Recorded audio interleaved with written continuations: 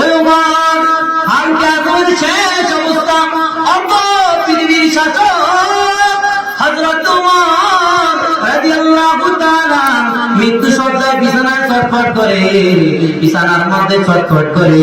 এই মুহূর্তে হযরত ওমর রাদিয়াল্লাহু তাআলা ঢুকে দেখতে মানুষ আসে।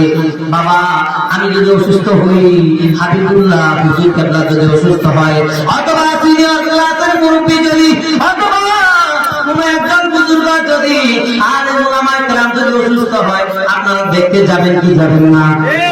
আপনার আত্মীয় অসুস্থ হলে আপনি দেখতে যান। আমার নবী বলেন এটা অসুস্থ রোগীকে দেখতে যাওয়া এটাই হচ্ছে তোমাদের একটা ইবাদত।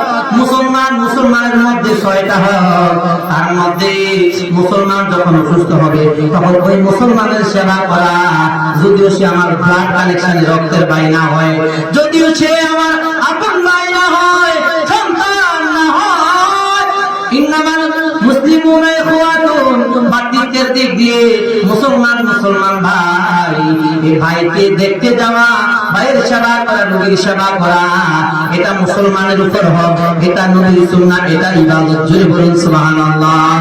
ওই